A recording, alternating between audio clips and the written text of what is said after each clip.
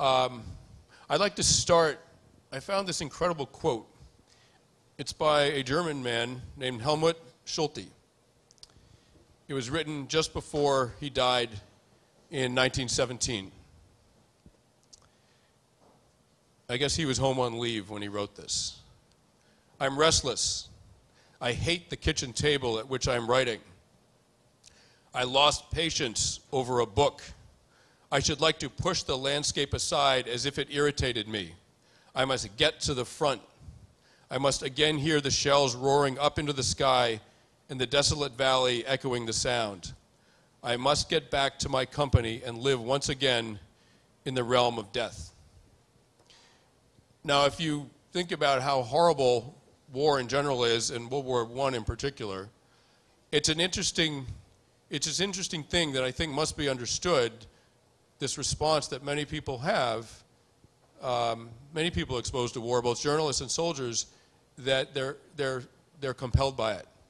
They're compelled by it enough to want to go back to it, even suicidally so. I'm going to start with you, Elliot. What do you think? Do you recognize what he's writing about? Like, did that resonate at all? Yeah, absolutely. I think in today there's a lot of conversation about PTSD. We were talking about PTSD beforehand. So now and again, I get asked the question, what do you think PTSD is? Sometimes I get asked, do you have PTSD? I think, what that quote makes me think about is, I think for anyone to be happy, you have to have a sense of purpose. And it's often how we define ourselves. And, to give you a very banal sense of purpose, it's, let's say a man, he works a job, he works that job, it puts food on the table, his kids go to school, they grow up, that's a sense of purpose that fulfills a life.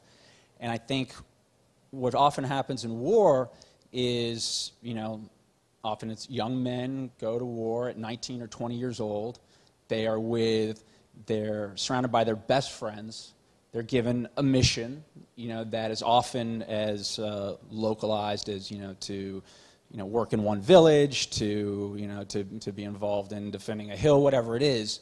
And it's this very crystalline sense of purpose. Like, if that purpose and happiness is a drug, they, at 19, 20, 21 years old, they're freebasing the crystal meth of purpose. There's nothing more pure than that. It's that intense.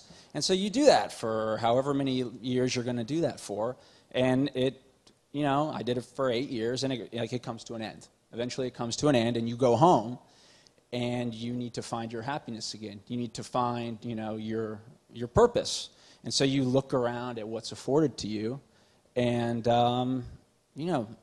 maybe you're able to find something that's good, but oftentimes, you look at what's afforded to you, and it's not that crystal meth of purpose. It's kind of things that aren't as intense, and it's like, the Coors Light of purpose. And that's really depressing. And you come home, and maybe you have this realization that the rest of my life is going to be sitting on my porch drinking Coors Light, and I'm never going to have that intensity again. And so you talk about PTSD. There's a type of, I think, that's very visceral for folks where, flashbacks, dreams, all of that.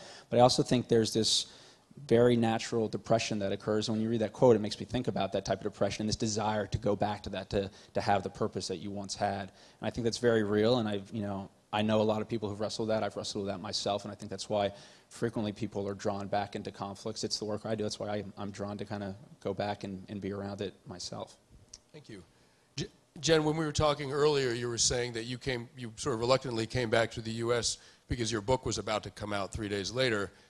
I have to assume that if you didn't have a book coming out, you might have stayed and gone deeper into Hellman's and gotten up to God knows what. What you did earlier was absolutely terrifying, the article that I read.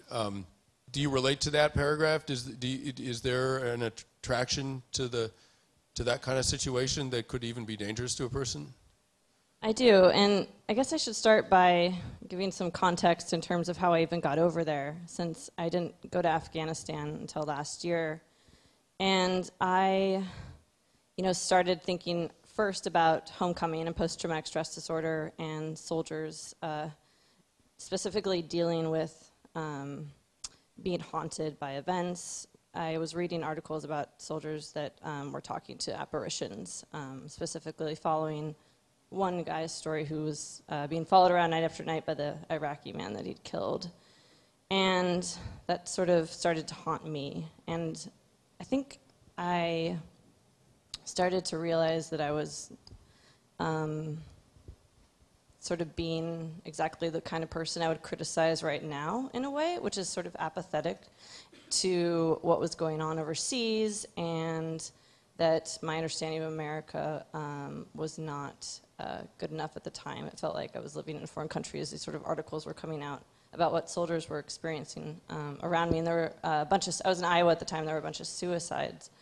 And so, it's sort of that avenue at which I ended up going over there. And I guess I had talked to, I'm interested in how we look back on traumatic events and how we deal with grief. But I also think that, it's not necessarily limited to,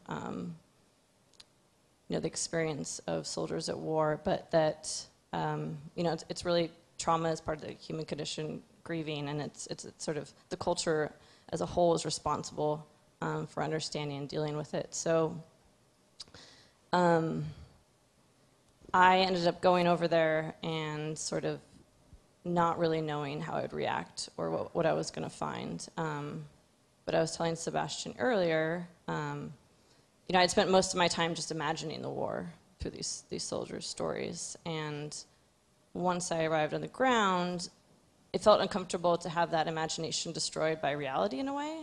And so when I got there, I just kept wanting to go deeper and deeper into this heart of darkness. I said I was only going to stay in Kabul, and then I changed my mind immediately, and then went to Hindu Kush, a province called Baghlan. And then after that, I was talking to a warlord there. And then after that, I immediately was at a travel agency booking a ticket to Helmand. So I think there's a way that there's something in our nature that, move towards this abyss and this abomination. And it's interesting to think about at what point that stops and at what point it becomes a mirror on the self. And I certainly haven't really gotten to that point yet, but I felt sort of the danger of nearing that, and that restlessness of constantly chasing that abyss.